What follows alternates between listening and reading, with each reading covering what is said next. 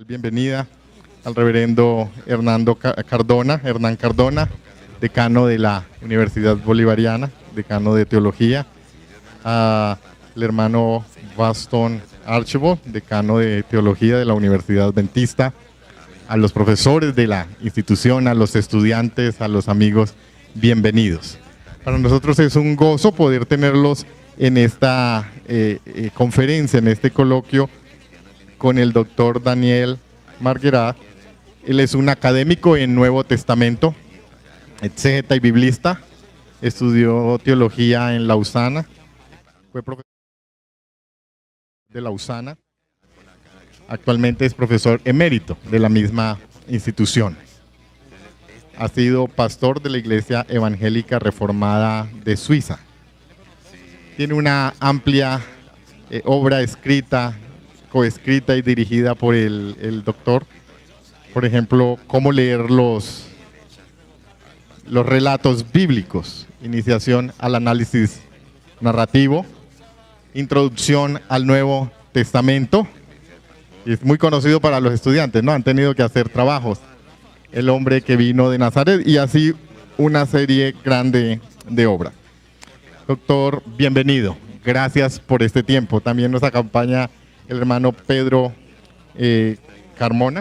Carrasco, es doctor en teología y es también ministro de la Iglesia Reformada de Suiza, la Iglesia Evangélica Reformada de Suiza.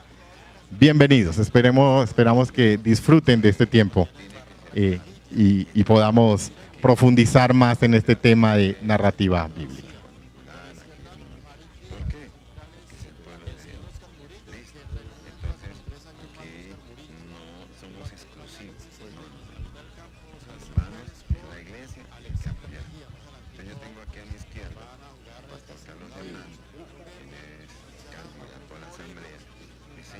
Comienza mal para mí. Tengo un español chiquitito.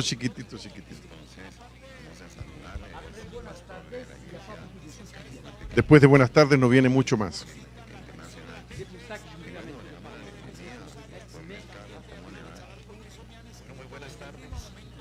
Por eso me permitiré de hablar en francés, pero gracias a Pedro Carrasco ustedes podrán comprender y atrapar un poco lo que quiero decir.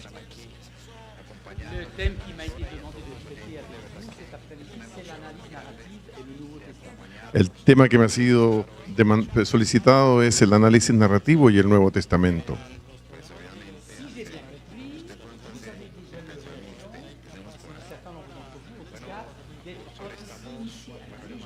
Si yo comprendí bien, algunos de ustedes en todo caso han sido iniciados y tienen un conocimiento general del análisis narrativo.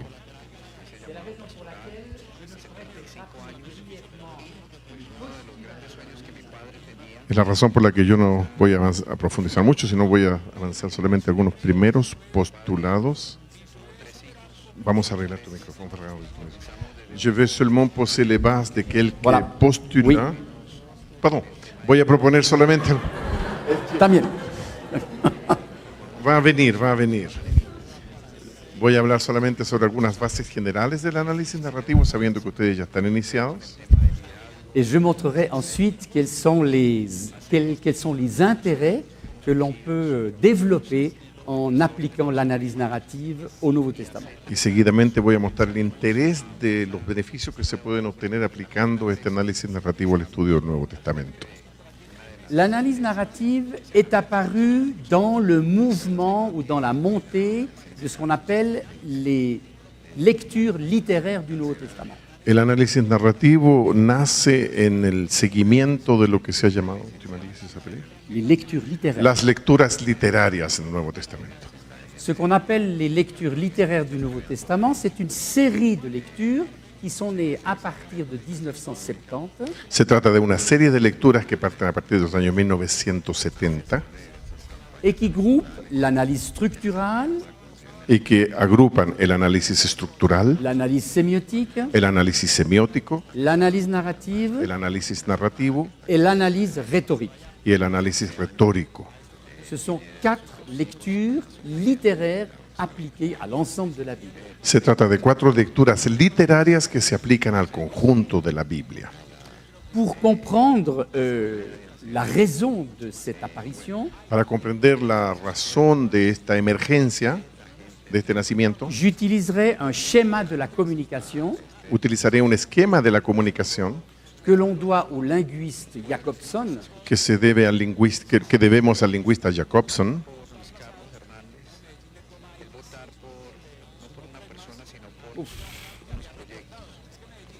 Si no es uno, es otro.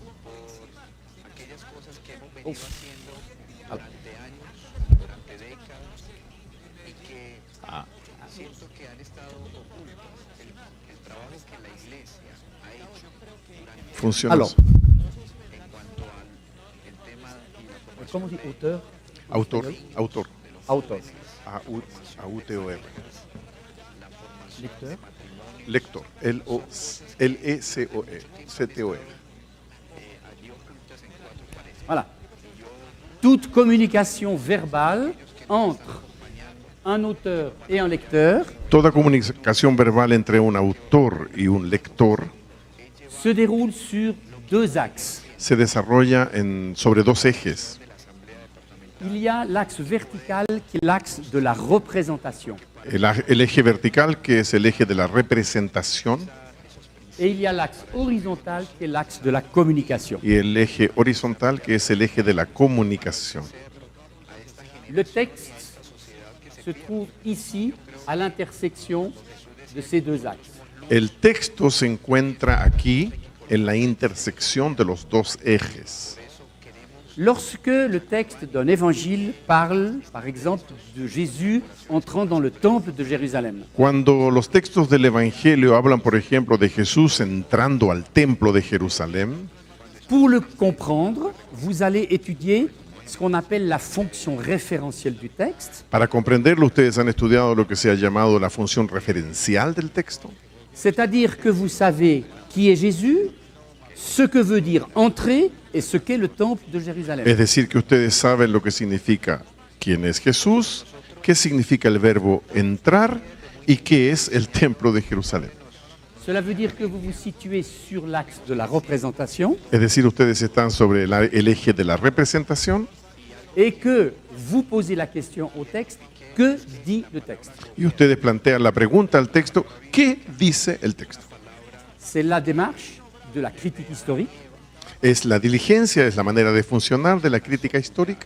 c'est la démarche de la critique historique que j'imagine vous appliquez le plus communément au texte biblique. Y es la manera de funcionar que uno aplica, supongo ustedes también, de la manera más común y habitual al texto bíblico.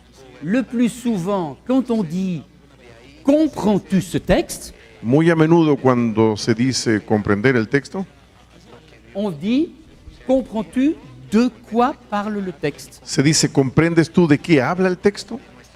Et donc on se situe sur l'axe de la Y représentation. nos ponemos sobre el eje de la representación. Ça veut dire que le texte est compris comme une fenêtre, Es decir, el texto es comprendido como si el texto fuese una ventana. c'est-à-dire que le texte est une fenêtre qui nous donne accès à une réalité historique. Es decir, el texto es como una ventana que nos da acceso a una realidad histórica.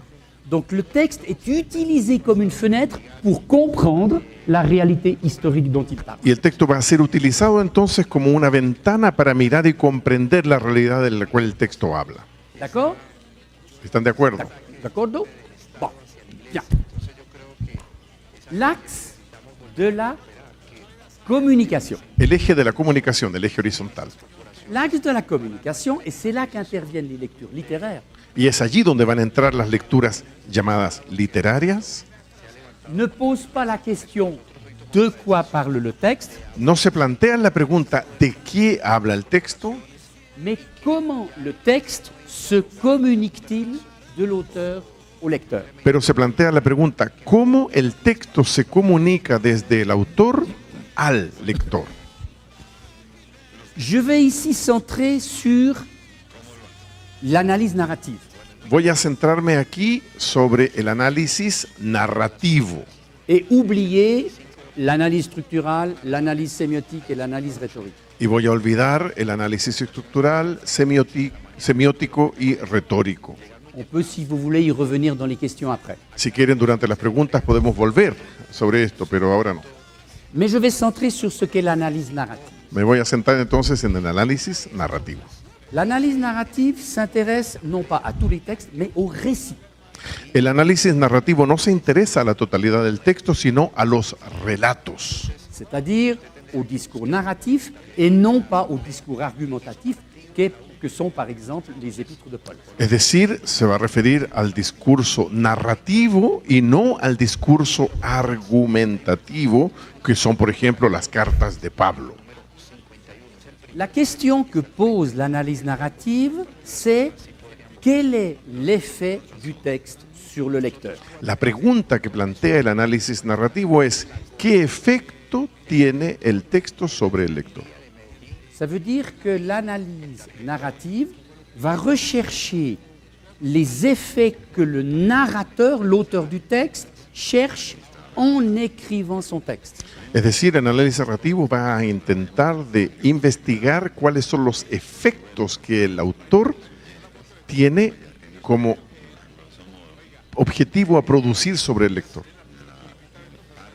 Car vous savez bien qu'il y a 1000 manières de raconter la même histoire. Porque ustedes saben muy bien, hay 1000 maneras de contar la misma historia.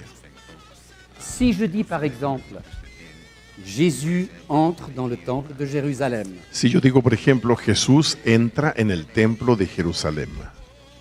si je dis Jésus entre dans le temple et il admire le magnifique bâtiment construit à la gloire de Yahvé. Si yo digo, por ejemplo, Jesús entra en el templo y admira el magnífico edificio construido para la gloria de Yahvé, Les deux récits vous transmettent la même information, los dos relatos transmiten la misma información, mais ce sont deux récits complètement différents. pero son dos relatos completamente diferentes.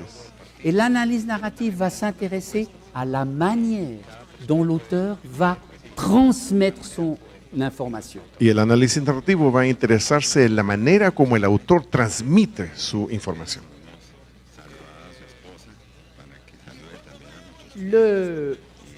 L'analyse narrative est née dans les années 1980.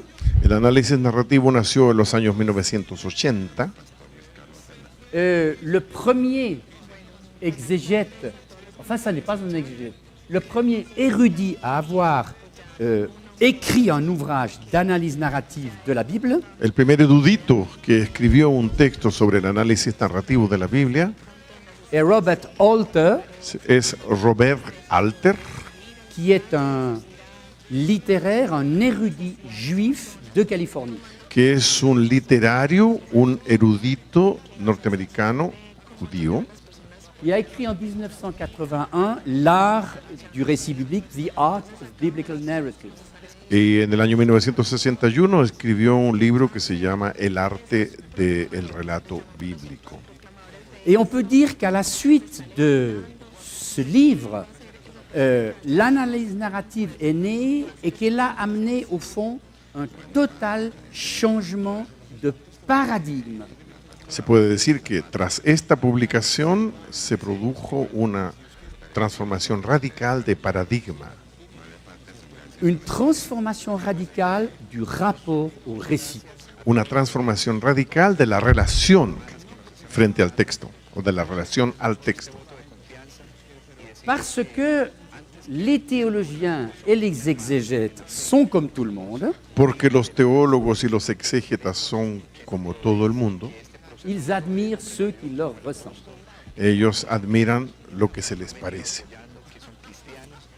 Ça veut dire que jusqu'en 1980, les exégètes ont pensé que la forme la plus intelligente de communication, Esto significa que hasta los años 1980 los exégetas consideraban que la forma más inteligente de comunicación, que la forme suprême de communication, que la manera suprema de comunicación, c'était le discours argumentatif.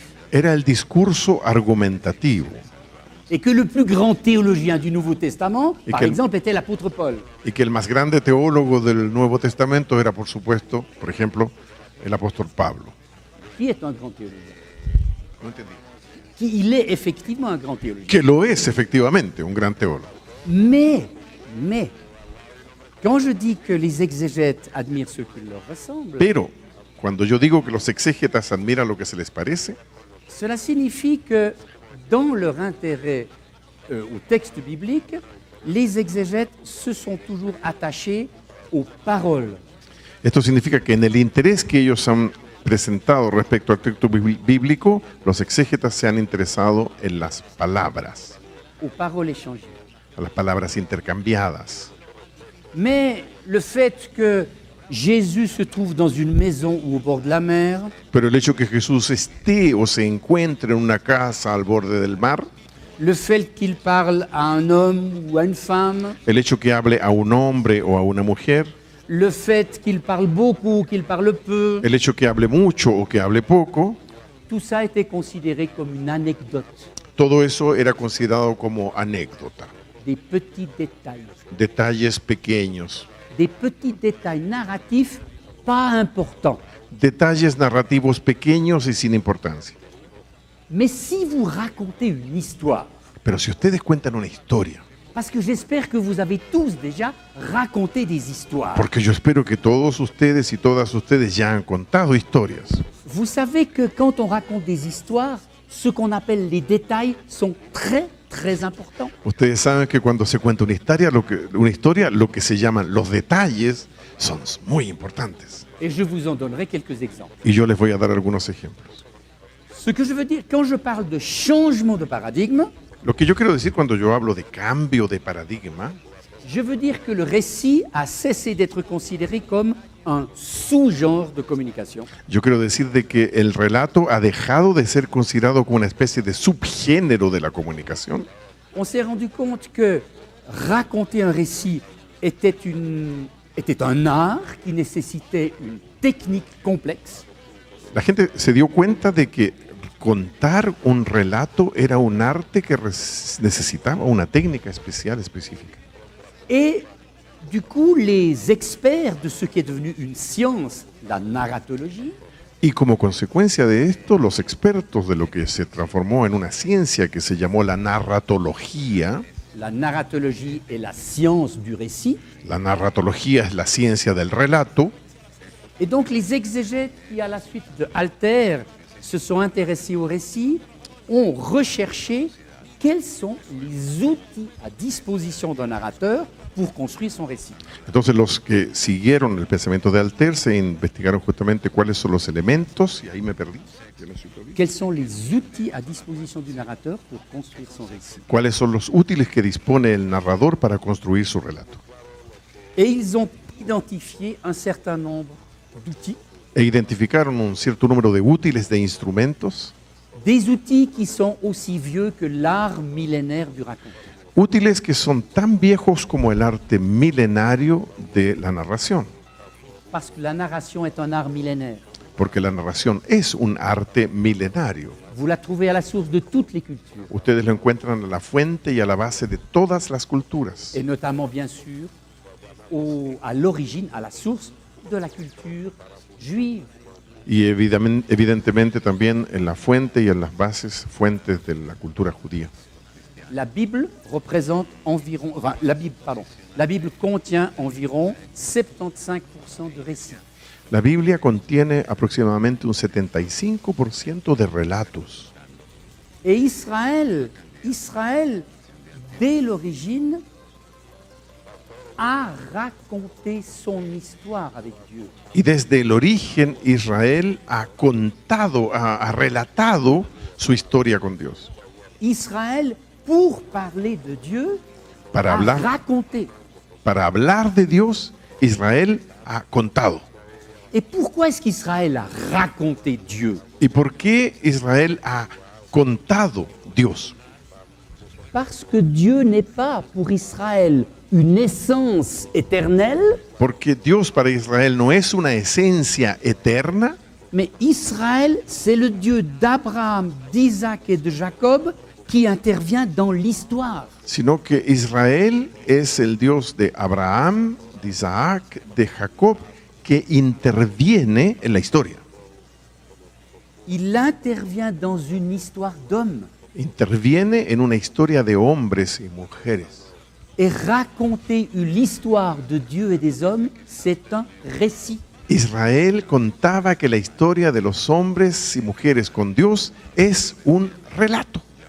Vous comprenez que le récit a une importance théologique. Ustedes se dan cuenta que el relato adquiere importancia teológica. Si on veut raconter l'histoire d'un Dieu qui se mêle aux hommes, il faut le raconter dans un récit. Si se quiere contar la historia de un Dios que se mezcla, que interviene en la historia de los seres humanos, hay que contarlo como una narración. C'est pour ça qu'il était regrettable que le récit soit considéré comme une sous-catégorie de la communication. De donde era lamentable que el relato haya sido considerado como una subcategoría de la comunicación. On pourrait dire que le récit est plutôt théologiquement la catégorie première de la communication. Se podría incluso decir que el relato es teológicamente la primera categoría de la comunicación. Que c'est par définition, en tout cas, la communication du Dieu de l'incarnation. Que es en todo caso, por excelencia, la comunicación del Dios de la encarnación. Je vous dis cela avant maintenant de passer à des éléments plus techniques, Les digo eso antes de pasar a elementos más técnicos, mais pour vous faire comprendre que pour les théologiens que nous sommes, pero para hacerles comprender que los teólogos, teólogas que somos, s'intéresser au récit a un enjeu théologique fondamental. se interesaban en el relato como una cosa que está en juego de manera fundamental. Juste avant de quitter ce schéma, Antes de partir de este esquema, dans une lecture que j'appellerais classique, la lecture historique du texte, en una lectura que yo llamaría clásica, que es lo que se llama la lectura histórica del texto, qu'il ne s'agit pas d'abandonner, que no se trata de abandonar. on s'est essentiellement focalisé sur l'auteur. La gente se focalizó fundamentalmente en el autor. En lisant l'évangile de Matthieu, Leyendo el Evangelio de Mateo, on s'est intéressé à la signification que l'auteur Matthieu avait investi dans son texte. nos interesamos en la significación que el escritor Mateo había invertido en su texto. Dans les lectures de type littéraire, En las lecturas de tipo literario, on va s'intéresser autant à l'auteur qu'au lecteur. se va a interesar tanto en el autor como en el lector. Parce qu'on va s'intéresser à l'effet du texte sur le lecteur. Porque vamos a interesarnos en el efecto del texto sobre el lector. Et donc, on va repérer de quelle manière le lecteur est guidé par l'auteur dans sa compréhension. Y se va a tratar de detectar de qué manera el lector es guiado por el autor en la comprensión del texto.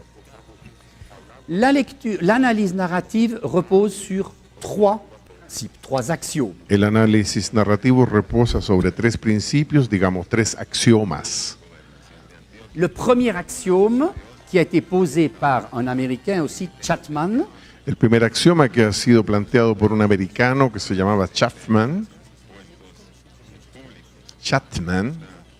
Seymour Chapman, c'est la distinction entre l'histoire racontée et la mise en récit. es la distinción en lo que se llamaría la historia que se cuenta y la construcción, el establecimiento del relato. Sí. Pas seulement la construction, la mise en récit. Así, si tú supieras cómo se sabe cómo se. La mise en récit, la puesta en relato. Chapman l'a dit en anglais, story et discourse. Chapman lo dice en inglés, la relación entre story and discourse. Alors, story, c'est, on peut dire, le contenu de l'histoire. La historia es el contenido de la historia. La parabole du Samaritain. La parábola del samaritano La parabole du Samaritain peut être résumée puede ser resumida par l'histoire d'un homme qui descend de Jérusalem à Jéricho, qui se fait attaquer. Es la historia de un hombre que desciende de Jerusalén a Jericó y que se hace atacar. Un prêtre et un lévite passent, etc. Vous connaissez l'histoire. Un sacerdote, un levita pasa, ustedes conocen, ¿no? Si. Ustedes conocen la historia. C'est le contenu de l'histoire. Es el contenido de la historia. Discours, c'est la mise en récit, c'est la manière dont l'histoire est racontée. Ahora puedo entender. Ahora sí. La mise en récit, dice el profesor, significa la manera como la historia va a ser contada. On peut dire, grosso modo, que les trois, les trois évangiles synoptiques, Marc, Matthieu et Luc, Se puede decir de manera general que los tres evangelios sinópticos, Mateo, Marcos y Lucas, racontent la même histoire racontée cuentan la misma historia narrada avec trois mises en récit différentes. con tres maneras de contar la historia que son diferentes. Excusez-moi.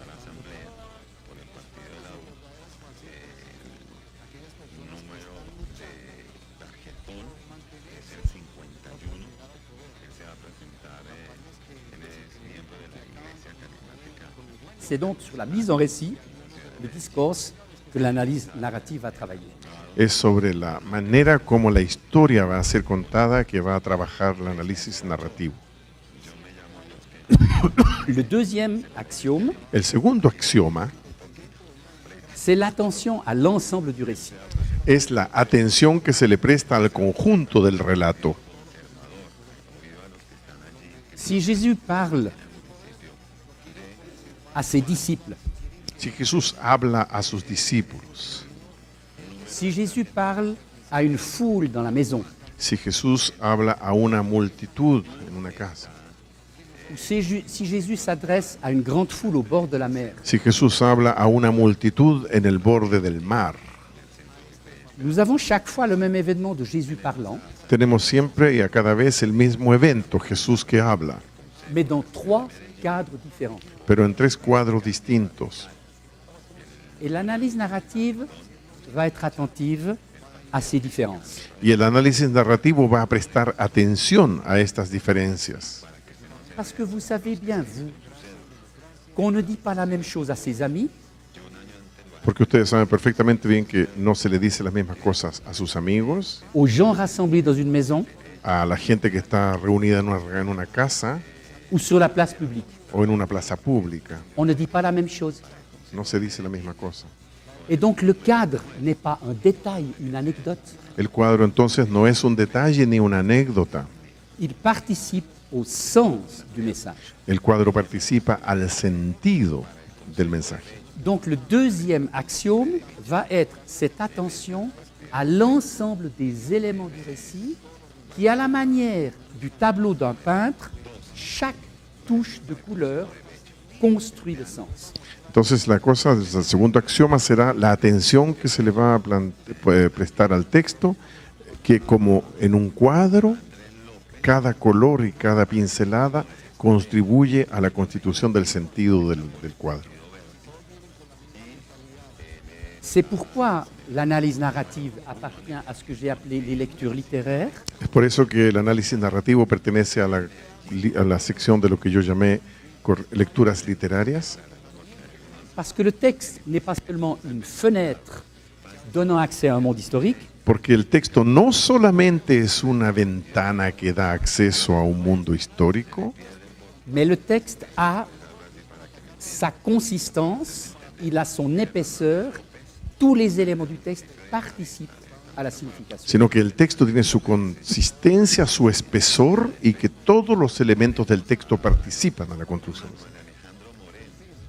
Le premier axiome, c'était la différence entre histoire racontée et mise en récit. El primer axioma era la diferencia entre la historia contada y la manera de contar esa historia. La deuxième axiome, l'attention à tous les éléments du texte. El segundo axioma es la atención prestada a todos los elementos del texto. Le troisième axiome, c'est l'affirmation que le narrateur va programmer la lecture du texte à l'intention du lecteur. El tercer axioma es la idea que el autor va a programar la manera de contar el relato con la intención respecto de su lector. C'est-à-dire que le narrateur va, à l'intérieur de son texte, déposer ce qu'on pourrait appeler des balises de lecture. Es decir, que el narrador va a poner, si ustedes quieren, en el interior de su texto, lo que podría llamar puntos para referirse a través del proceso de lectura. Des balises qui vont permettre aux lecteurs que nous sommes d'être guidés dans le déchiffrement du texte. Estas son marcas en el terreno que van a permitirnos a nosotros los lectores de ser guiados en el territorio del texto. Je vous donne un exemple. Les doy un ejemplo. Vous connaissez l'histoire du pèlerin d'Emmaüs, Luc chapitre 24. Ustedes conocen el capítulo 24 del Evangelio de Lucas, la historia de los peregrinos de Emaús, Où l'évangéliste Luc raconte l'histoire des deux disciples, Cléopas et son compagnon, en que el evangelista Lucas cuenta la historia de dos discípulos, Cleopas y su compañero, qui sont rejoints par un voyageur inconnu, al que se va a sumar un peregrino, un viajero desconocido, qui leur demande « Mais pourquoi avez-vous ce visage si sombre ?» que les pregunta por qué tienen el rostro tan sombrío. Et les deux compagnons disent « Mais tu ne sais pas ce qui s'est passé à Nazareth ?» Et ils racontent l'histoire de la mort de Jésus et de la mise en croix. Y los dos peregrinos dicen, pero tú no sabes lo que pasó en Jerusalén, y le cuentan entonces la historia del periodo de la puesta, de la muerte de Jesús. Vous vous rappelez comment commence ce récit? ¿Se recuerdan ustedes cómo comienza esa historia? Le narrateur nous donne une information. El narrador nos da una información, Il nous donne à nous, les lecteurs, une information nos la da a nosotros, lectores, que Cléopas et son compagnon n'ont pas. que Cleopas y su compañero no conocen. Et vous savez quelle est cette Y information? ustedes saben cuál es esta información. C'est l'identité du voyageur. La identidad del viajero. Il s'agit du Christ ressuscité. Es Cristo resucitado. Donc vous voyez de quelle manière le narrateur va guider notre lecture du texte. Il nous donne cette information. Il nous dit en même temps les deux ne l'ont pas. Ustedes ven la manera como nos guía para comprender el texto. Él conoce una información que nos da y nos dice al mismo tiempo, y ellos no la conocen. La programmation de notre lecture ne sera pas de se dire mais qui est ce voyageur étranger? La programación de nuestra lectura no será de saber quién es ese viajero. La programmation de la lecture va être focalisée sur la question est-ce qu'ils vont découvrir l'identité de ce voyageur et quand et comment? La programación de nuestra lectura va a ser, ¿van a descubrir la identidad del viajero? ¿Cómo lo van a hacer? Vous voyez de quelle manière un narrateur, et je pourrais multiplier les exemples, Yo podría multiplicar los ejemplos. de quelle manière un narrateur guide notre compréhension du texte par l'information qu'il nous donne ou ne nous donne pas. Ustedes pueden ver cómo entonces el autor guía nuestra manera de comprender el texto por informaciones que nos da o que no nos da.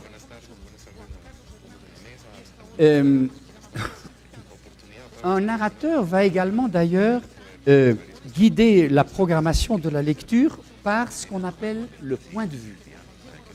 El narrador también va a guiar la manera como nosotros podemos leer el texto y programar la lectura del texto por lo que se llama el punto de vista.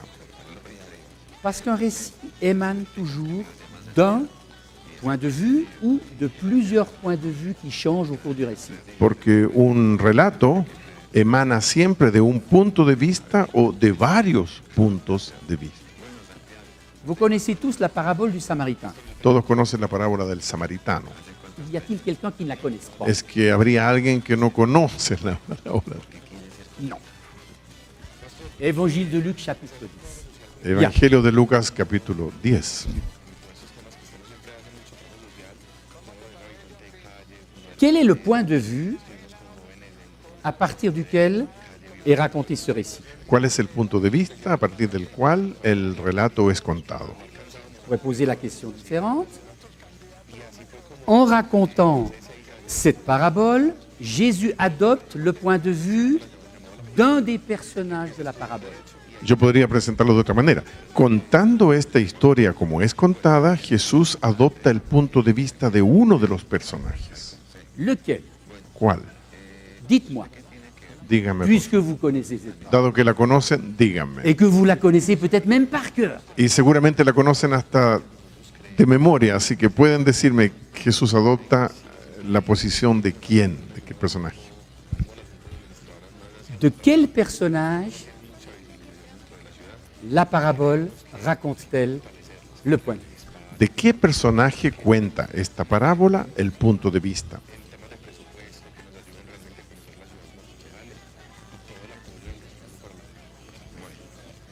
Non, non, non. Alors, je passe à la parabole du Samaritain, là. On a quitté Luc 24. On a quitté Luc 24. On est sur Luc 10. On est sur Luc 10, la parabole du Samaritain. Estamos en la parábola del samaritano. Donc, vous avez comme personnage l'homme à qui il arrive des malheurs. Ok. Vous avez le prêtre. Vous avez le lévite. Vous avez le Samaritain. Vous avez l'aubergiste. Felizmente yo conozco la historia. Entonces ustedes tienen el personaje que es atacado, ustedes tienen el sacerdote, el levita, los que lo atacan, tienen el hombre del hotel. Sí, Samaritano. Sí, la conocen, la conocen. Samaritano. Un altro? Altra proposizione? Alguien, quelqu'un qui voit. Quelqu'un qui va. N'importe qui. Oui. N'importe qui. Cualquier persona. Alors, Samaritain ou bien n'importe qui. Il dit que c'est le point de vue du narrateur. Le point de vue du narrateur. Oui, mais le point de vue du narrateur, ça veut dire un spectateur. Sí, pero el punto de vista del narrador significaría un Ouais. espectador. Ouais. Je pense que nous pouvons aller plus loin dans l'analyse. Yo creo que podemos ir un poco más en profundidad. Bien sûr que le récit émane du narrateur, Jésus. Por Bien supuesto, sûr. el relato emana del narrador, que es Jesús, seguro. Mais un narrateur adopte toujours le point de vue de quelqu'un. Pero el narrador adopta generalmente el punto de vista de alguno. Y a-t-il une autre proposition? Hay otra proposición. Donc, le Samaritain, n'importe qui ou le narrateur. Samaritano, cualquier Ah. persona, el narrador.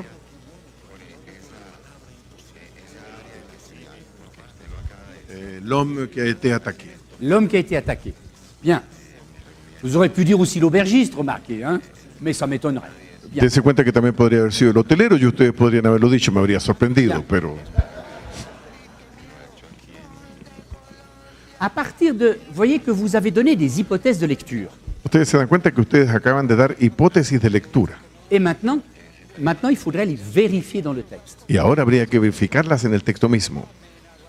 Je me permets de vous dire que cette vérification aboutit au résultat suivant. Me permito decirle que esta verificación llega y concluye, desemboca en la conclusión siguiente. C'est que la parabole est effectivement racontée du point de vue de l'homme attaqué. Es que efectivamente la parábola es contada del punto de vista del hombre que fue atacado. Mais attendez, mais pourquoi? ¿Pero por qué?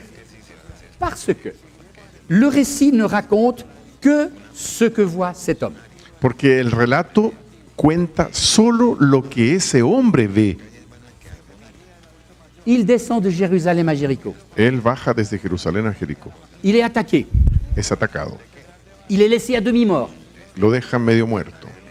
Qu'est-ce qu'il voit passer de l'autre côté du chemin? ¿Quién ve pasar del otro lado del camino? Le prêtre et le lévite. Un sacerdote y un levita. Question, pourquoi est-ce qu'il passe ¿Por qué pasan? sans s'arrêter? Sin parar. Eh bien, justement, la parabole ne le dit pas. Bueno, la parábola no lo dice. L'explication historique classique, c'est de dire ils ne veulent pas devenir impurs par contamination du sang.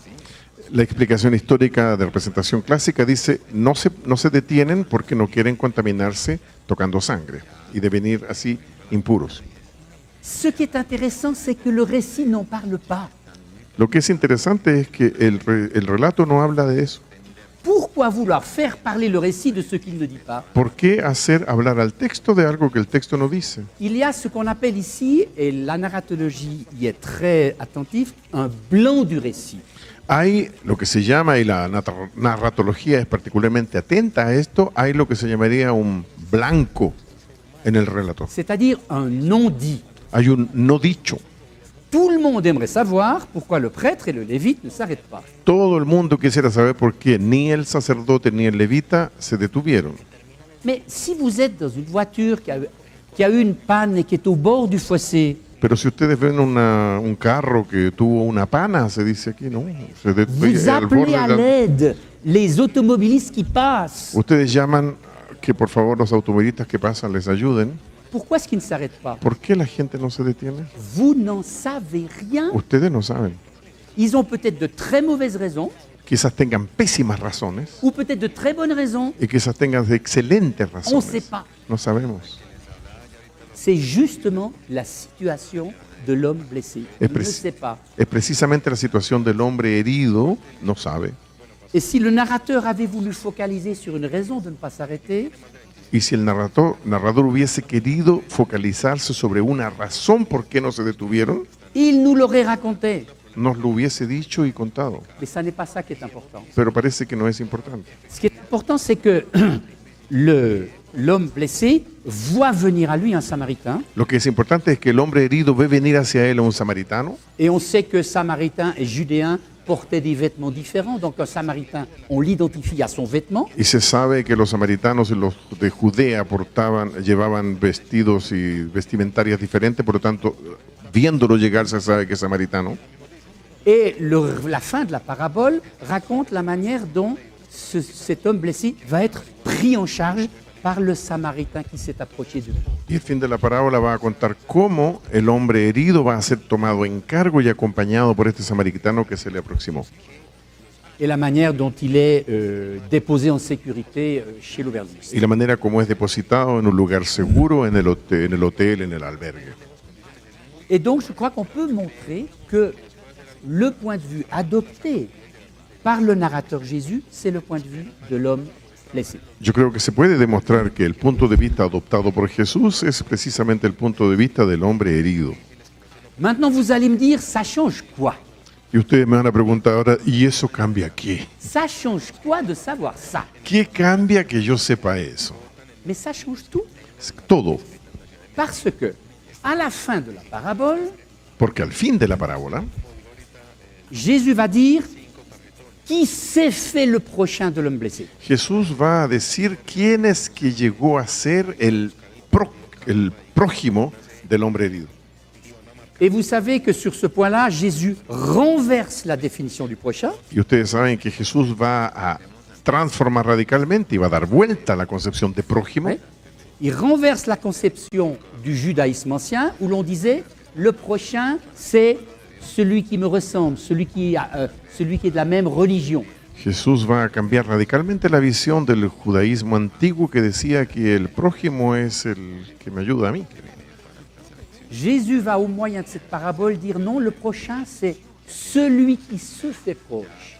No, Jesús dice, no, prójimo es el que se hace próximo. Et la réponse du coup c'est le Samaritain.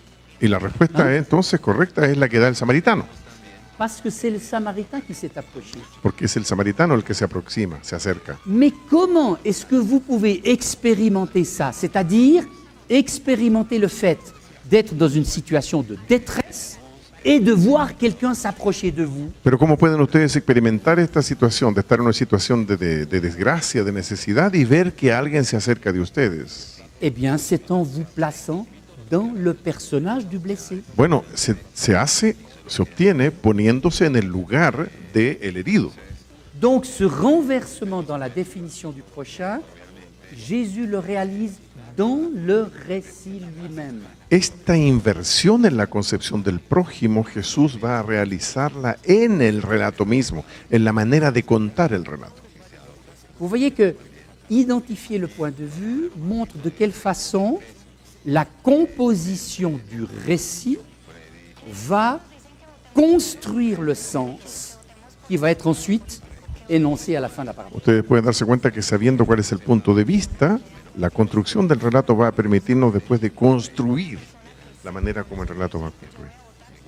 Voilà, je vais bientôt terminer pour que nous puissions parler un peu et que je puisse répondre à vos questions. Voy a tratar de terminar pronto para que podamos intercambiar y responder a las preguntas que puedan aparecer. Je vais terminer sur trois effets. Je vais vous donner trois exemples de conséquences de l'application de l'analyse narrative. Voy a darles tres ejemplos de consecuencias de la aplicación del análisis narrativo. Il est vrai que vous en découvrirez bien plus dans cet ouvrage Como leer los relatos bíblicos. Ciertamente ustedes van a comprender mucho más leyendo este libro que se llama Cómo leer los relatos bíblicos. Une première conséquence est la manière dont vont être considérées les répétitions dans le récit. Una primera consecuencia será la manera como van a ser consideradas las repeticiones en el relato. Dans le livre des Actes des Apôtres, le récit de la conversion de Paul à Damas est raconté 3 fois. En el libro de los Actos de los Apóstoles, la conversión de Pablo en camino hacia Damasco es contada 3 veces. En acte 9, Capítulo 9, Paul ensuite raconte l'événement de Damas au peuple de Jérusalem en acte 22.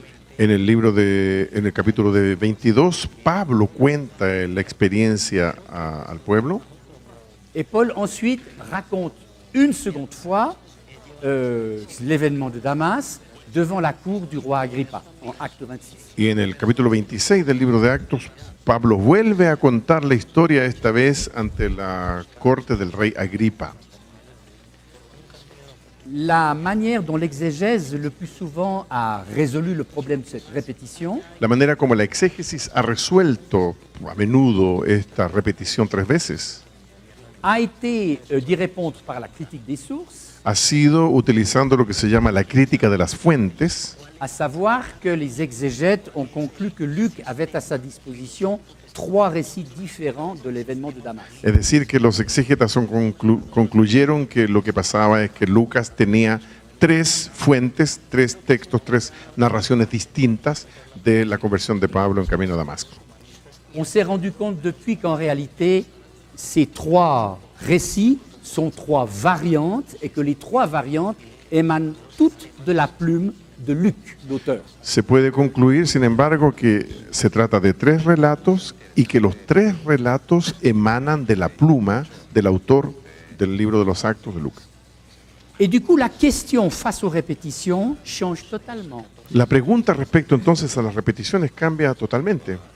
Elle est, pourquoi l'auteur a-t-il voulu faire entendre 3 fois la même histoire racontée, la même story?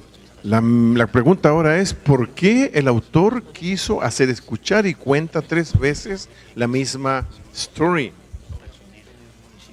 Un enseignant généralement répète ce qu'il estime être fondamental. Un profesor, un enseñante, generalmente repite lo que le parece fundamental. Un évangéliste procède de même. Un evangelista procede de la misma manera.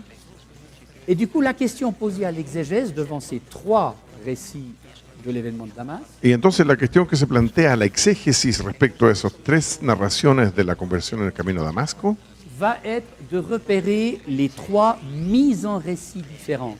va a ser de considerar y de distinguir, de notar cuáles son las diferencias en la manera de contar la historia. On s'aperçoit qu'effectivement, Luc, l'auteur des Actes des Apôtres, a choisi de raconter l'événement de Damas sous 3 points de vue différents.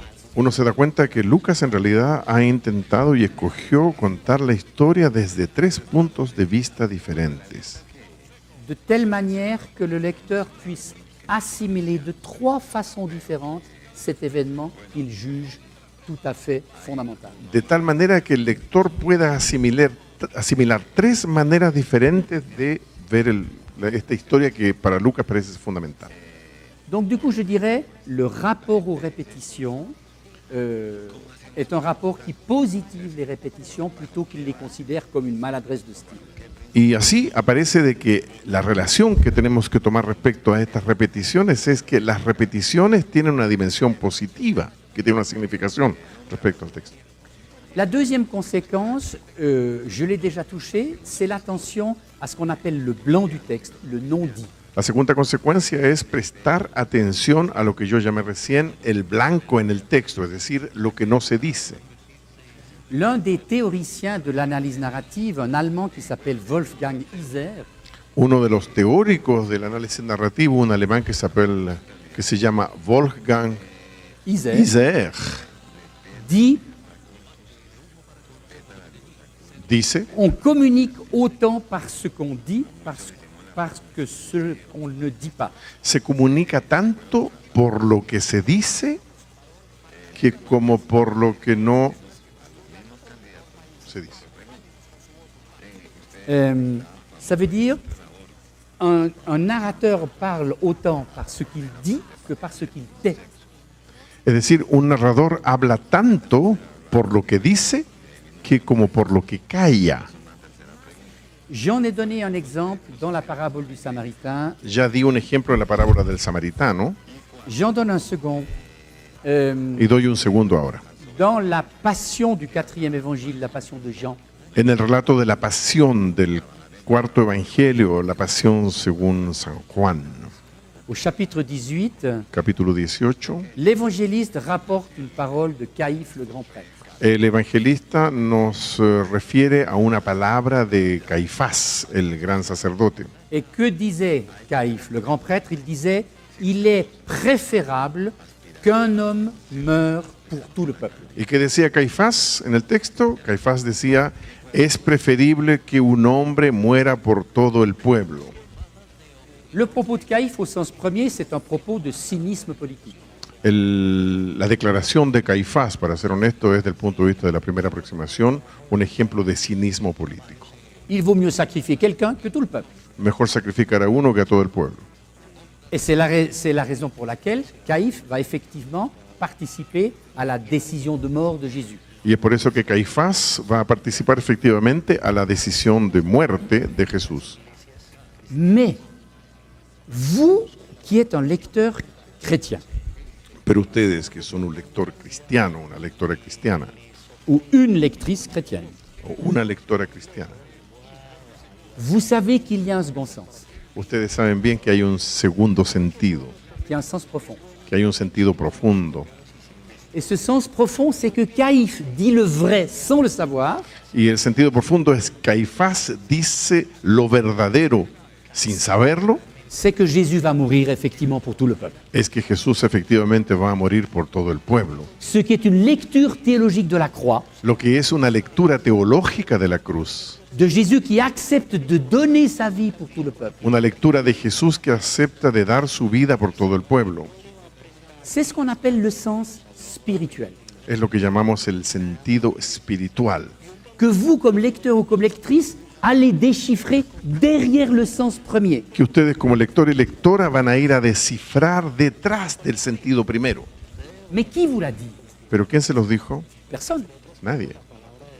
C'est votre travail de lecture. Es el trabajo que ustedes tienen que hacer como lectores. Et je pourrais montrer, mais ce serait trop long, Y yo podría demostrar, pero sería muy largo, comment le narrateur, dans les 17 premiers chapitres, vous a peu à peu préparé à découvrir ce sens derrière les mots.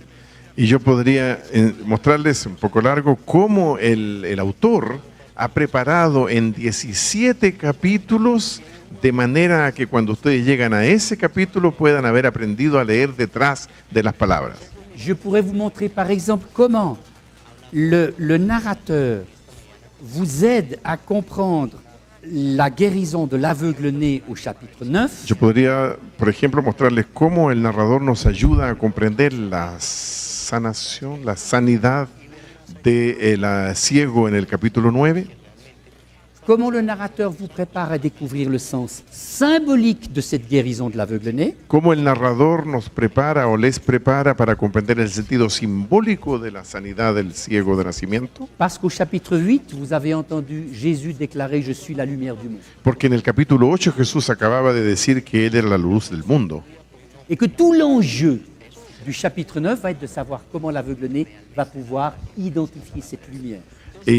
Todo el juego, todo lo que está en juego en el capítulo 9 es comprender cómo el ciego de nacimiento va a comprender cuál es la verdadera luz. C'est donc ce que j'ai parlé d'une programmation de la lecture Es lo par que le yo- narrateur. Es lo que yo he llamado una programación de la lectura por el narrador. Mais vous voyez qu'un narrateur doué, et les évangélistes sont des narrateurs Y doués, ustedes se dan cuenta cómo un narrador que es dotado y los evangelistas son dotados, vont vous aider non seulement par l'information qu'ils vous donnent, van a ayudarles a ustedes y a nosotros no solamente con la información que dan, mais aussi par ce qu'ils vous font deviner sans vous le dire. pero también por lo que son capaces de hacerles adivinar sin decírselos. La troisième et dernière conséquence, je vais m'arrêter là, La tercera y última consecuencia con la cual me voy a detener c'est que l'analyse narrative va s'intéresser à l'ensemble d'un récit, c'est-à-dire l'ensemble d'un évangile. es que el análisis narrativo va a referirse e interesarse al conjunto de un relato, es decir, por ejemplo, a la totalidad de un evangelio. Parce que qu'est-ce que nous faisons quand nous lisons un texte? Porque, ¿qué hacemos nosotros cuando leemos un texto? Nous prenons un texte de 5 versets, 8 versets, 10 versets, Tomamos un texto de 5, 6, 10 que nous, versículos que nous détachons de l'évangile, que nosotros arrancamos del evangelio. et c'est comme si nous le plaçons là sur notre pupitre à l'étudier. Es como si lo sacáramos y lo pusiéramos en nuestro escritorio para estudiarlo. Mais quand vous cueillez une fleur dans un champ et que vous la placez sur votre pupitre, vous savez bien ce qui se passe. Pero ustedes saben perfectamente que cuando ustedes traen una flor, la cortan en el campo y la traen a su escritorio, La fleur se fane. la flor va a marchitarse. Pourquoi? Parce qu'elle a perdu son contexte nourricier. Va a marchitarse porque ha perdido su contexto nutricio. Une péricope, c'est la même chose.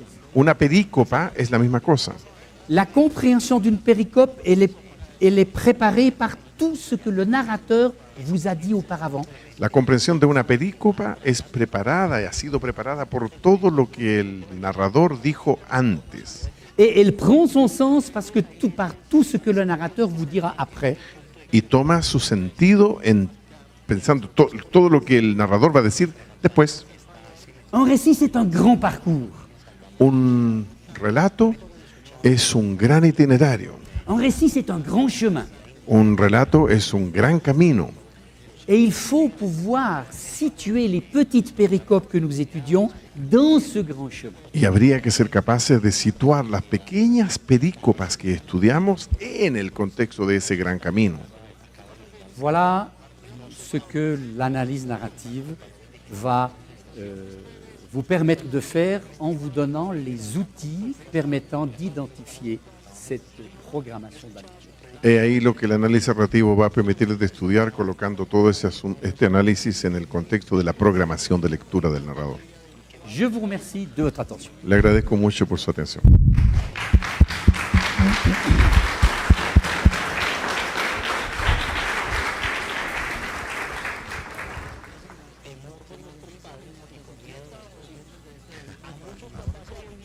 Oui, de l'eau aussi. Lo merezco.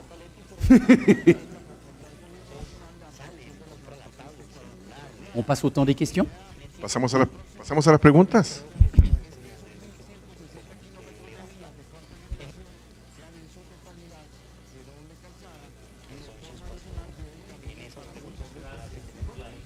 Merci por la introducción, si elegante.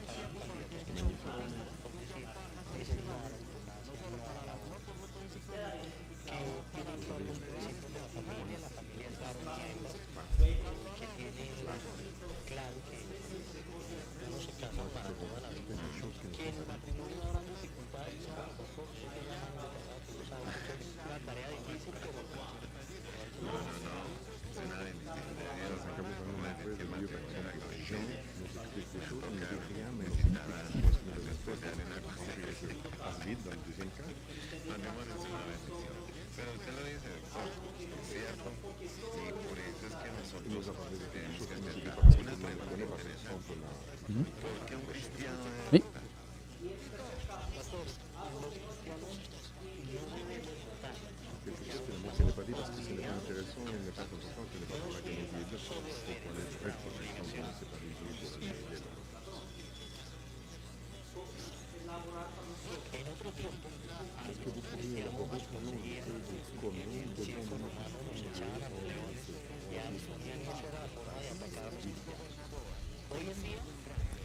Merci beaucoup pour cette question Gracias pointue por et esta fort pregunta intelligente. inteligente y aguda.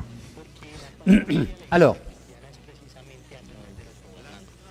dans le courant de l'analyse narrative, j'essaye pour ma part d'identifier ces blancs, d'abord. En el terreno del análisis narrativo, lo primero que yo hago es tratar de identificar esos terrenos vacíos. Parce qu'il est vrai que la tendance du lecteur est toujours de les combler, de les remplir. Porque es cierto que la tendencia del lector a menudo es llenarlos. Et ces blancs sont, par définition, des lieux d'indécision.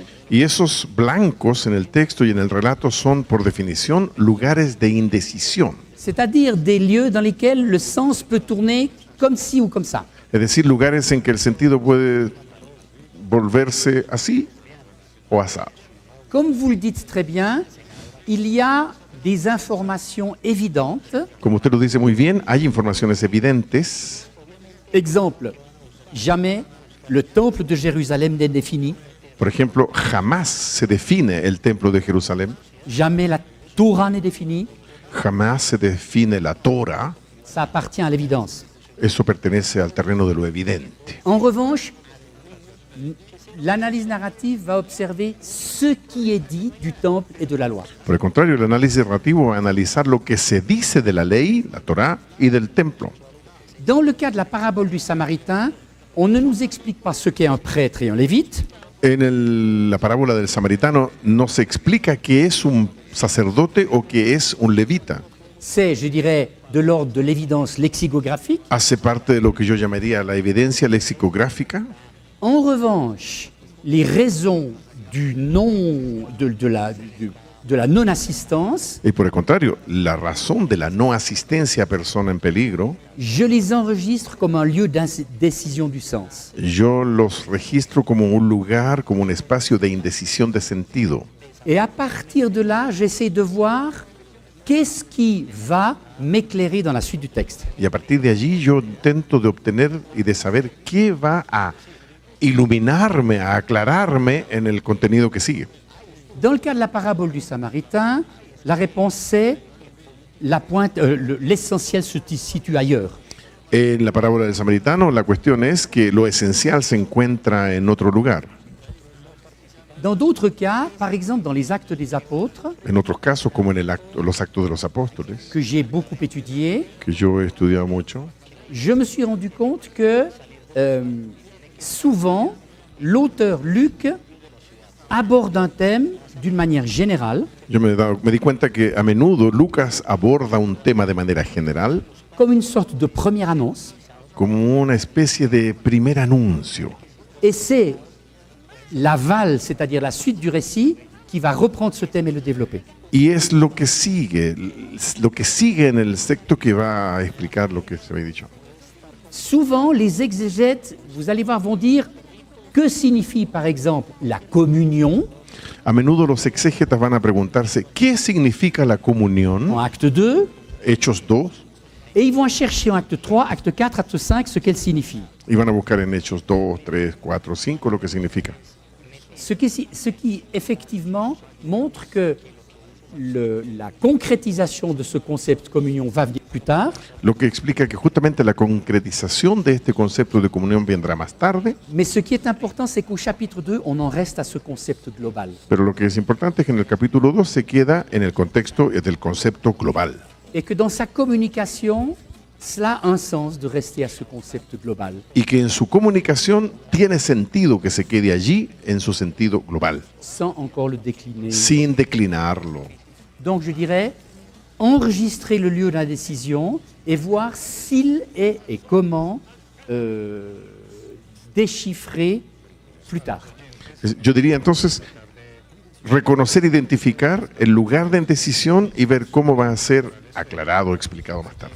On se rend compte d'ailleurs que dans l'argumentation paulinienne, ça fonctionne très souvent comme ça Uno aussi. se da cuenta también que en la argumentación paulina la cosa funciona un poco así también.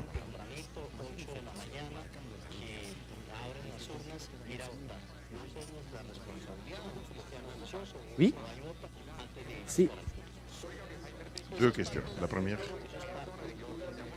étant donné que chaque culture a sa manière de parler et de raconter, et la Bible est censée dans un monde complètement différent de nôtre, dans votre livre, vous passez la page 71 et une structure de narration.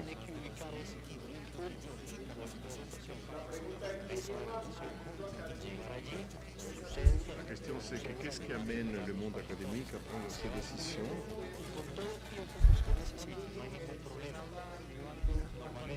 d'appliquer à un monde. Qu'est-ce qui mène les académiciens à placer finalement ce type de catégorisation dans un monde complètement différent pour un monde différent? Oui. Una nomás.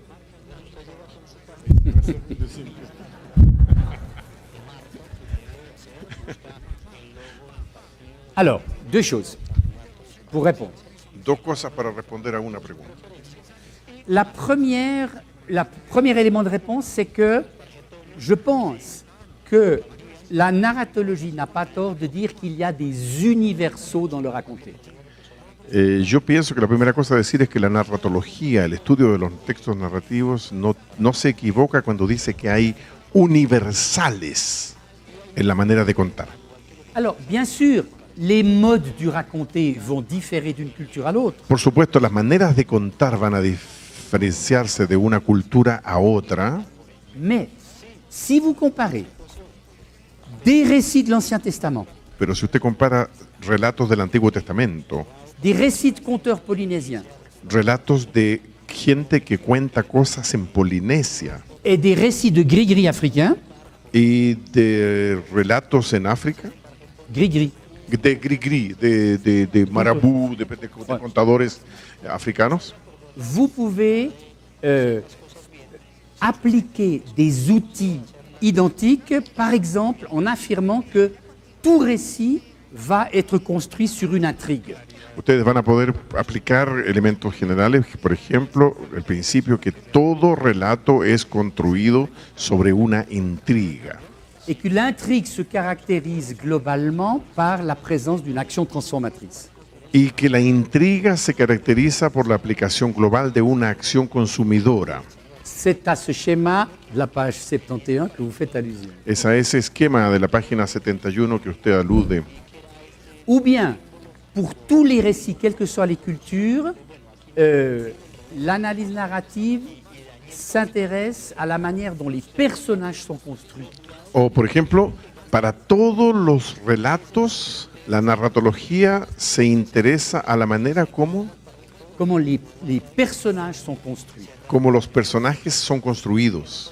Ils vont être construits différemment en fonction des cultures, vous avez raison, Van a ser construidos diferentemente según la cultura, y ahí usted tiene razón. mais l'analyse narrative ne dit pas ils sont tous construits de la même façon, Pero el análisis narrativo no dice todos son construidos de la misma manera, mais elle dit la construction du personnage a une signification fondamentale dans les récits. pero la narratología dice la construcción del personaje tiene una significación importante. Donc regardez comment ils sont construits. Entonces, mire cómo son construidos los personajes. Deuxième élément de réponse, Segundo elemento de respuesta, tout modèle structurel ne doit pas être appliqué d'une manière automatique. todo modelo estructural no debe ser aplicado de manera automática. Le menuisier travaille avec un mètre El carpintero trabaja con un metro qui permet de mesurer, de prendre des mesures quand il construit un meuble. que le permite tomar medidas cuando construye un mueble. Ça ne veut pas dire que toutes ces tables sont des tables d'un mètre. No significa que todas las tablas tienen un metro. Que todas las- L'étalon lui permet de donner la dimension qu'il veut. El metro, el modelo de medida, le permite de dar las medidas que se le ocurran. Alors le modèle structurel de l'intrigue de la page 71, El modelo estructural de la intriga en la página 71, il est vrai qu'il a été appliqué parfois dans des études narratologiques d'une manière fondamentaliste. es cierto que algunas veces ha sido aplicado en estudios narratológicos de manera fundamentalista, Ce qui ne doit pas être le cas. lo que no tiene que ser el caso. Parfois, l'action transformatrice va être placée tout au début du récit. A veces la acción transformadora va a estar ubicada al principio del relato, Parfois, elle devrait être placée tout à la fin. a veces va a estar puesta al fin, Parfois, elle ne sera pas racontée. a veces no va a estar. Luc 7, 1 à 10, Lucas 7, 1 a 10, je vous laisse regarder plus tard. les dejo ver de qué se Dans trata. votre Nouveau más tarde. Testament, Luc 7, 1 à 10, qu'on appelle un récit de miracle. Es un relato de milagro. La seule chose qui ne soit pas racontée, c'est le miracle.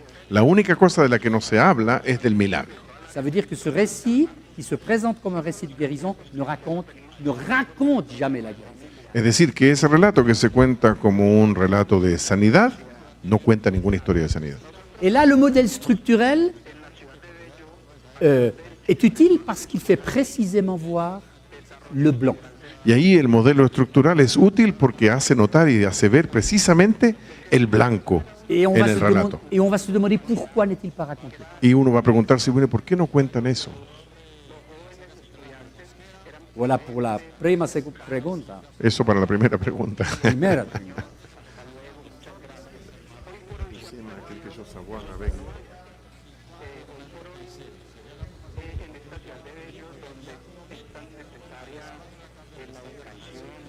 D'accord, lorsque nous considérons par exemple les 4 livres de chrétiens, considérons comme des livres historiques.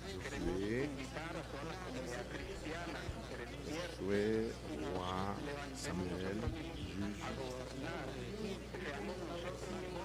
Les Juifs les interprètent comme des prophéties.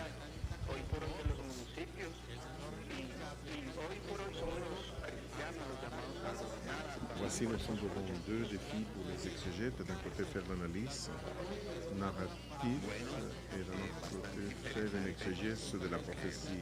Quelle considération aurait-on nous faire par rapport à celle-là? Quand vous parlez de dimension prophétique, vous vous prononcez sur la fonction de ce récit. Lorsque vous parlez des dimensions prophétiques, vous êtes en train... El problema es que a mí me interesa también. Lorsque vous parlez de profecía, cuando usted habla de profecía, está usted hablando de la función del relato. Vous voulez dire que, par exemple, la campagne de conquête de Canaan racontée par le livre de Josué Usted quiere decir que la campaña de conquista que cuenta el libro de Josué, la conquista de Canaán, ne vise pas premièrement à relater des événements historiques, no intenta relatar primero narraciones históricas. donc que la dimension référentielle n'est pas première, La función referencial no es lo más importante, mais que la fonction du récit est de présenter une prophétie. Les pères de l'Église diraient une prophétie de la conquête de l'âme humaine. Hein? es decir, los padres de la iglesia, por ejemplo, hablan de una profecía de la conquista del alma humana.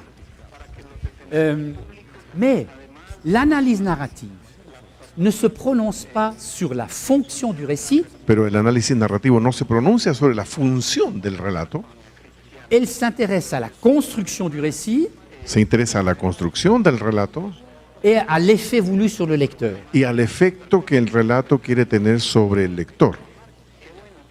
Parler de prophétie veut dire qu'on passe de l'explication à l'interprétation. Hablar de profecía significa que se pasa de la explicación a la interpretación. Et là, on se situe à un niveau herméneutique. Y ahí nos situamos a un nivel hermenéutico. L'analyse narrative se situe au niveau de l'exégèse et donc de l'explication. El análisis narrativo se sitúa a nivel de la exégesis, es decir, de la explicación.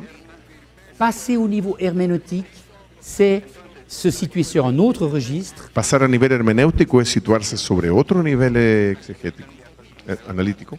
passer donc au niveau herméneutique Et l'herméneutique, elle va en fait se définir dans chaque culture et à chaque époque. Y la hermenéutica va a ser definida en cada cultura y en cada época. Voilà. J'essaye de différencier ce que fait l'exégèse et notre tâche d'interprétation, qui est la tâche herméneutique. Yo trato de distinguir lo que hace la exégesis y nuestra tarea de interpretación y de hermenéutica. J'espère répondre à votre question. Espero haber respondido a su pregunta.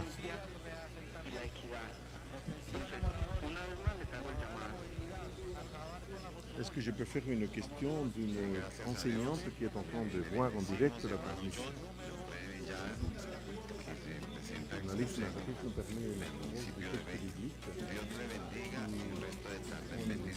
qui ont lien à la forme comme je l'ai compris, qui ont une méthode de conception théologique. Qu'est-ce qui apporte l'analyse narrative? La révélation que maintenant nous sommes en train de faire du texte biblique.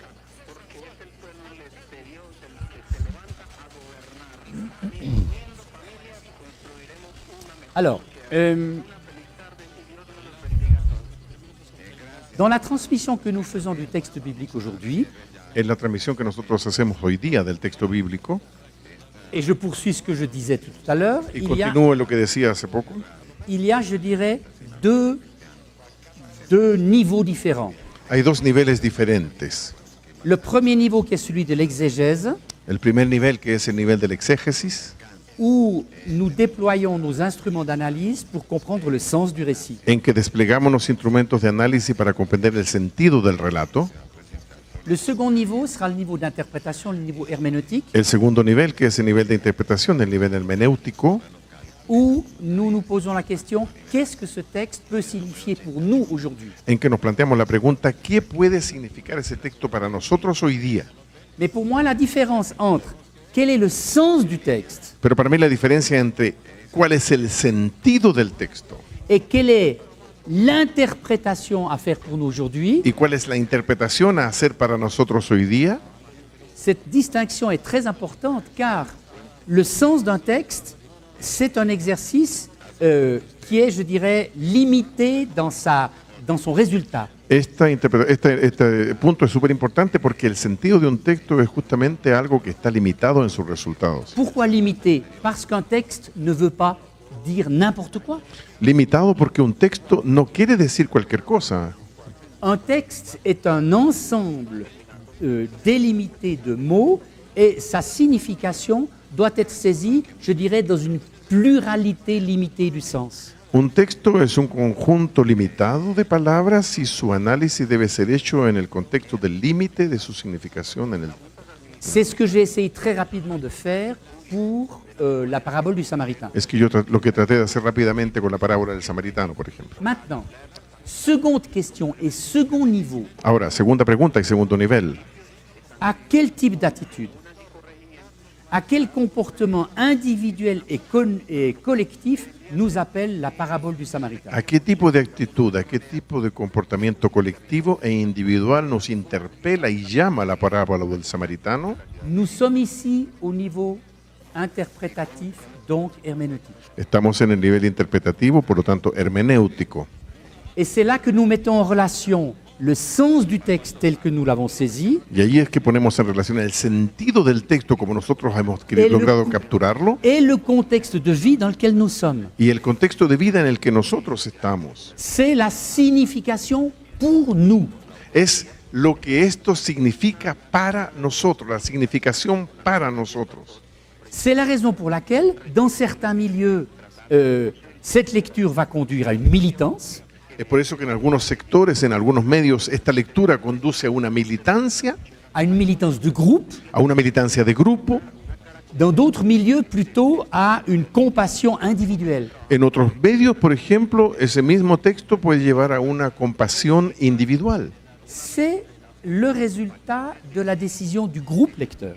Es el resultado de la decisión del grupo lector. Et il est capital d'ailleurs de respecter cette différence dans l'appropriation herméneutique. Y es capital respetar esta diferencia en la apropiación hermenéutica del Je texto. pense que l'interprétation et l'appropriation que vous faites ici en Colombie et celle que je peux faire en Suisse n'est pas exactement la même. Yo tengo la impresión y estoy seguro que la apropiación que ustedes hacen aquí en Colombia y la que yo hago en Suiza no es necesariamente la misma. Et Dieu merci, ça n'est pas la même. Y gracias a Dios no es la misma. Parce que ça veut dire que chacun de nous, vous et moi, nous l'appliquons à notre contexte. Porque eso significa que tanto ustedes como yo, cada uno la aplica a su propio contexto. Ça veut dire que le texte ancien devient parole de vie dans notre contexte. Significa que el texto antiguo se transforma en palabra de vida en nuestro contexto. Pour répondre maintenant complètement précisément à la question posée, Para responder precisamente a la pregunta planteada, l'établissement du sens du texte nécessite une pluralité de lectures. el establecimiento del sentido del texto requiere una pluralidad de lecturas. Et cette pluralité de lectures, à mes yeux, comprend la critique historique et Esta pluralidad comprende, en mi juicio, la crítica histórica pour un récit, l'analyse narrative, y para un relato el análisis narrativo ou pour un texte argumentatif, l'analyse rhétorique. o para un texto argumentativo el análisis retórico. Je ne fais jamais l'économie de la critique historique. Yo no economizo jamás y no evito jamás la crítica histórica, Elle est indispensable, me parece indispensable, mais je prétends que l'analyse narrative nous fournit de meilleurs outils que la critique historique pour comprendre la signification d'un récit. pero yo pretendo que el análisis narrativo provee mejores instrumentos analíticos para comprender el sentido de un texto. Donc c'est au niveau du sens que son apport est capital. Entonces es a nivel del sentido que el aporte de la narratología es fundamental. J'ajouterai juste mais Añadiré, c'est une remarque, qu'est-ce qu'il faut dire, de pastoral, añadiría, pero esto es una remarca, una nota de pastoral, c'est que inviter un groupe à étudier un texte selon des consignes données par l'analyse narrative permet à ce groupe d'entrer très rapidement en matière sur l'analyse du texte. a nivel pastoral diría yo que invitar a un grupo a hacer un estudio de un texto de manera con el análisis narrativo permite rápidamente que este grupo se integre y participe para comprender el sentido del texto.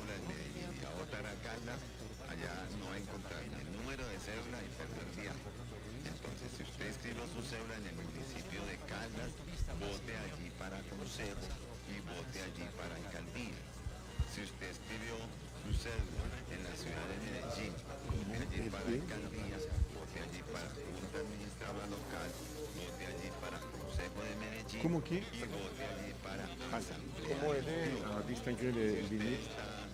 ¿Cómo distinguir el límite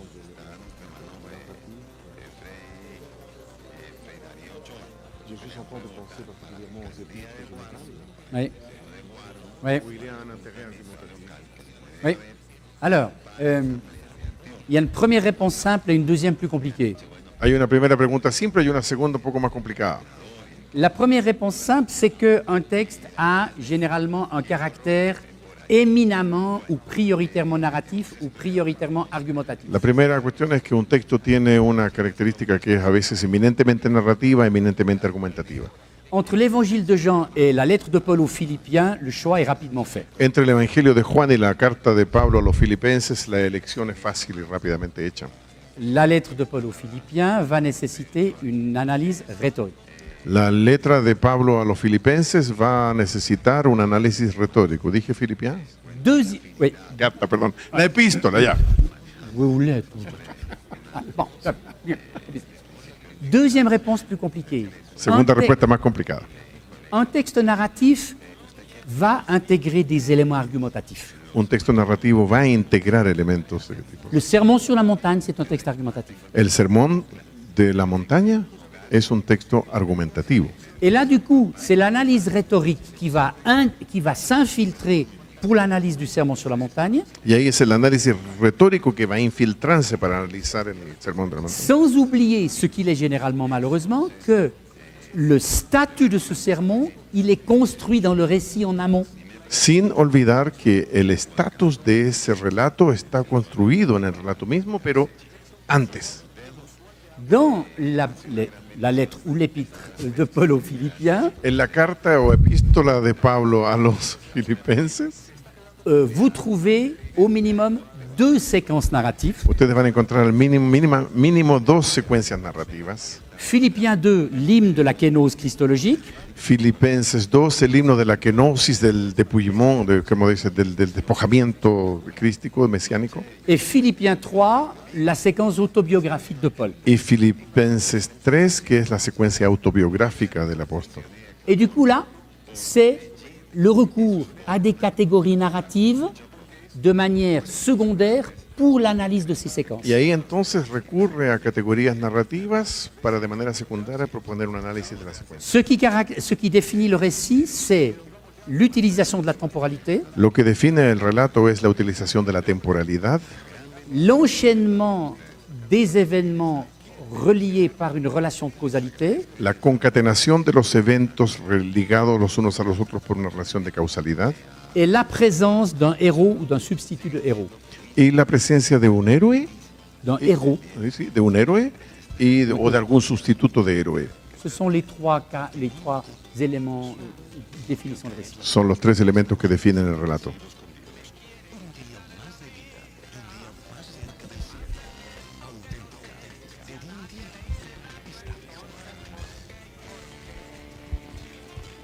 Mientras más viejo estoy, la gente habla más despacio.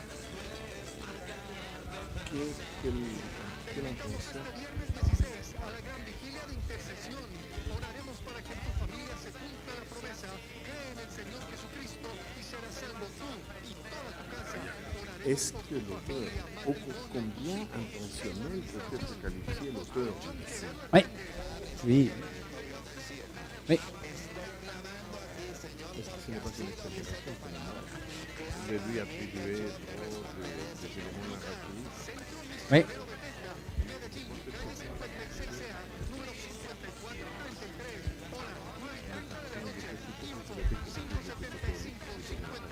Oui, oui, oui.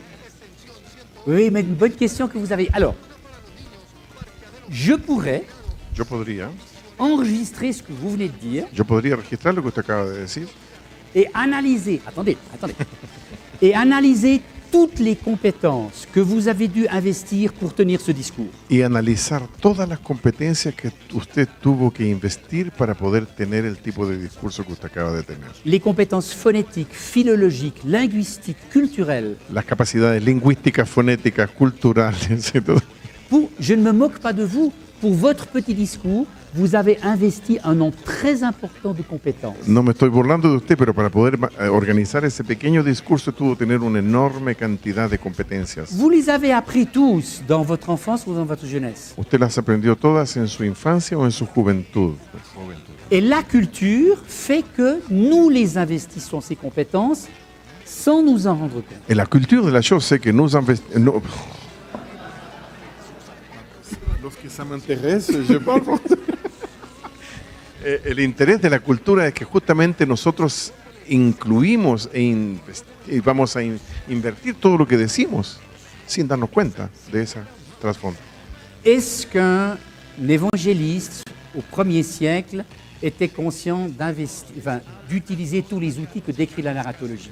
Los evangelistas tenían conciencia de estar aplicando todos los instrumentos que descubre la narratología. La réponse est certainement non. La respuesta es seguramente no.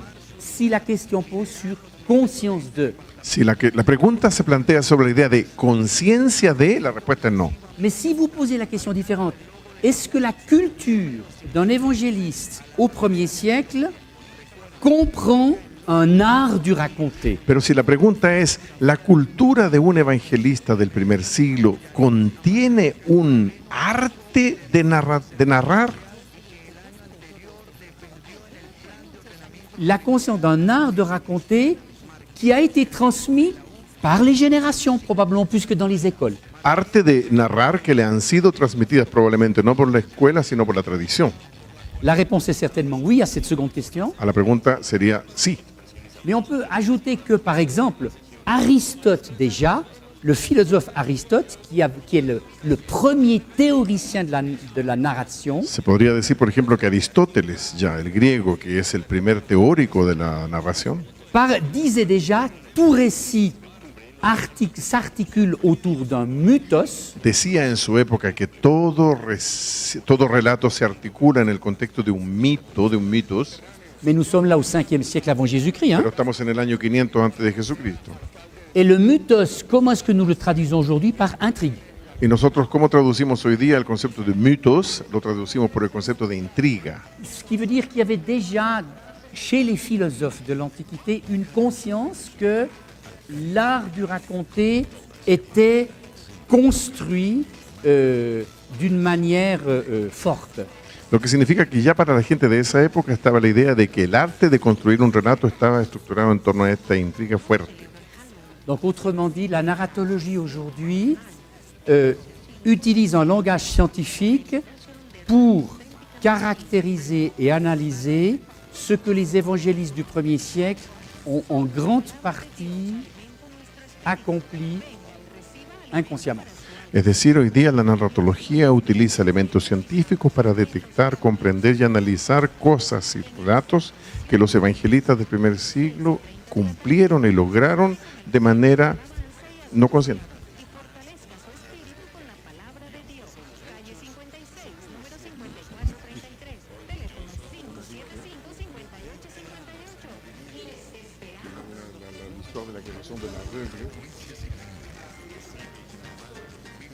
Pardon? On avait dit que les chapitres antérieurs étaient préparatoires pour comprendre l'essence de l'histoire de l'Église. Et que cela pourrait permettre de comprendre les chapitres qui viennent.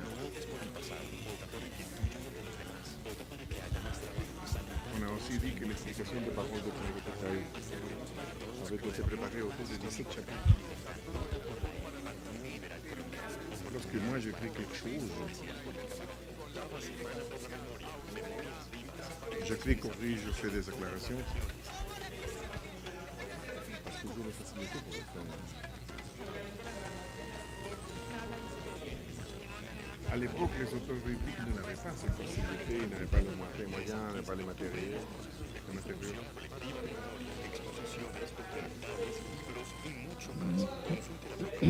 Ça me laisse qu'il doit préparer dans sa tête tous les évangiles parce que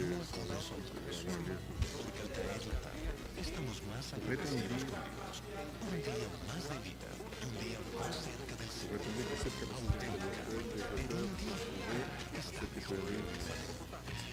¿Pardon? Cette capacité qui avait les auteurs pour arriver à maintenir cette unité, cette organisation de France.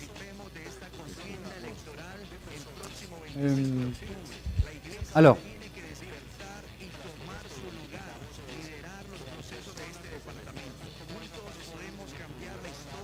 de manière globale, je pense qu'on peut dire que les capacités de mémorisation étaient nettement plus larges et développées dans l'Antiquité qu'aujourd'hui. De manera general se puede decir que las capacidades de memorización de la antigüedad eran mucho más amplias que las que tenemos hoy día. Là où vous avez un besoin indispensable de votre ordinateur aujourd'hui, En el lugar donde usted tiene una necesidad indispensable de su computador hoy día, les narrateurs anciens n'en avaient pas la nécessité. los narradores antiguos no tenían necesidad. On sait par exemple que dans les cours de rhétorique des écoles philosophiques anciennes, Se sabe, por ejemplo, que los cursos de retórica de las escuelas de filosofía antiguas, de très nombreux chapitres entiers d'Homère, de l'Iliade et de l'Odyssée étaient mémorisés.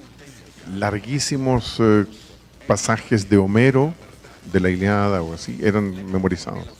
Ça veut dire qu'au moment où un écrivain utilise un syntagme d'Homère, Quiere decir que cuando un autor utiliza un sintagma de Homero, il sait que ses lecteurs cultivés vont l'identifier. sabe perfectamente que sus lectores cultivados van a identificarlo. C'est ce qu'on appelle un processus d'intertextualité. Es lo que se llama un proceso de intertextualidad, C'est ce qui se passe régulièrement du Nouveau Testament à l'Ancien. lo que ocurre regularmente del Nuevo Testamento respecto del Antiguo Testamento. Ça veut dire que les capacités mémoriales du lecteur lui permettent de faire des liens. Eso significa que las capacidades de memorización, las capacidades memoriales del autor le permiten establecer vínculos. Alors, je ne veux pas faire des évangélistes des surhommes, No voy a ser de los evangelistas de superhombres, mais lorsque je dis par exemple que la compréhension symbolique du récit de la guérison de l'aveugle-né au chapitre 9 est préparée au chapitre 8, Pero cuando yo digo que la comprensión simbólica de la curación del ciego en el capítulo 9 ha sido preparada en el capítulo 8, j'adopte là une envergure qui est relativement faible pour la mémoire. yo adopto ahí una envergura que es relativamente frágil respecto a la memoria. Mais pourquoi est-ce que j'ai pointé là-dessus? Pero ¿por qué yo me centro ahí? ¿Por qué digo eso? Parce que ce chapitre 9 de l'évangile de Jean, vous le savez peut-être, Porque el, cap- raconte le récit de guérison en quelques versets, 7 versets, porque el capítulo 9 cuenta el relato de sanidad en algunos versículos et utilise une quarantaine de versets y utiliza una cuarentena, 40 versículos, pour débattre de la signification de ce miracle. por establecer un debate sobre la significación de tal milagro. Et c'est un cas tout à fait original. Pourquoi autant de versets pour débattre de la signification de ce miracle? Y es un caso muy particular de saber por qué tanto debate y tanto al lado para comprender la significación de esta sanación. Sinon que pour l'évangéliste, il faut passer à une signification symbolique, Seguramente porque para el evangelista hay que pasar a una significación simbólica et que passer à cette signification symbolique est difficile, y que pasar a esta significación simbólica es difícil et qu'il faut du temps, y que necesita tiempo, pas seulement pour l'aveugle-né, no solo para el ciego, mais pour le lecteur. pero también para el lector. Et le lecteur reçoit une clé Et juste le- un chapitre auparavant. Y el lector había recibido una clave, una llave de interpretación en el capítulo anterior. Donc j'ai insisté là-dessus parce que justement, tout l'enjeu de ce chapitre 9, c'est le déchiffrement du caractère symbolique du récit du miracle. Y yo digo eso porque a lo largo del capítulo 9 justamente se trata de comprender, de descifrar el sentido simbólico de la sanidad. La question que vous posez, elle reste, elle garde toute sa validité. La pregunta que usted plantea mantiene toda su Quand validez. on identifie le nombre de références à l'Ancien Testament qui saturent, par exemple, l'œuvre de Luc, Évangile et Actes des Apôtres. Cuando uno analiza, por ejemplo, las referencias al Antiguo Testamento que saturan el Evangelio de Lucas, Est-ce que le lecteur premier pouvait déchiffrer tout ça? ¿podía el lector primero descifrar todo ello? On peut dire à première lecture, sûrement pas. Se puede decir de primera lectura, seguramente no. Mais avez-vous remarqué que plus on lit une œuvre, plus notre compréhension de cette œuvre s'approfondit? Pero se ha dado cuenta usted que mientras más se lee una obra, más la comprensión de esta obra se profundiza Et que tout d'un coup, un effet de sens du chapitre 1 nous frappe à la 3e ou 4e lecture? que finalmente un efecto de sentido del capítulo 1 nos vendrá a la segunda, tercera lectura. Les évangiles, qui sont des œuvres didactiques, Los evangelios, que son obras didácticas, sont faits pour être entendus, réentendus, réentendus. están hechos para ser escuchados, escuchados, reescuchados. Et c'est pour ça que nous ne nous lassons pas de les lire, Y es por eso que no nos fatigamos de leerlos, parce que chaque tour de lecture nous permet d'approfondir le sens. porque a cada vuelta de lectura cada vuelta de lectura nos permite encontrar un sentido.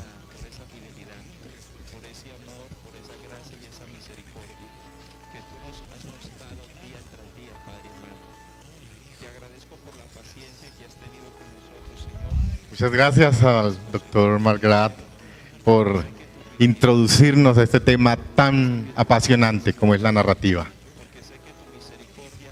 Damos gracias a todos ustedes por habernos acompañado.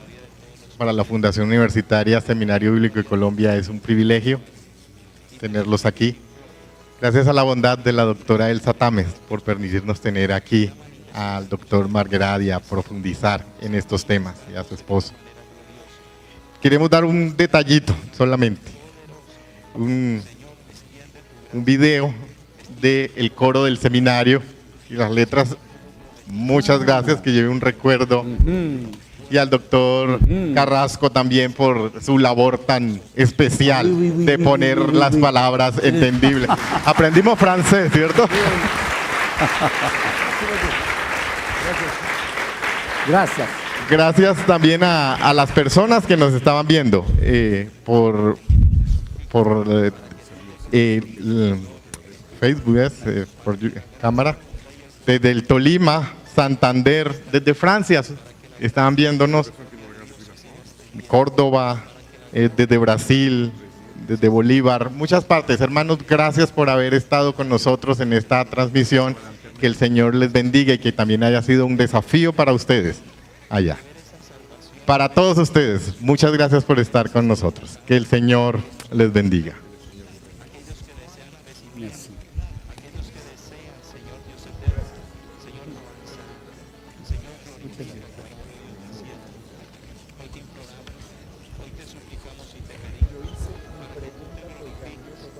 J'ai fait ma question parce que j'ai dû faire une exégèse del Antiguo Testamento del en el Ancien libro Testamento de en el Jueces. livre des juges. Oui, Y me oui, encontré, o sea, yo usé su libro para el análisis Et je me suis narrativo, servi de Ouais. votre livre pour oui, l'analyse narrative. oui, oui. pero me encontré con el desafío luego de tener que leer el Ah, texto mais je me suis como trouvé à Glorifícate en medio de tu pueblo, poderoso Dios del cielo.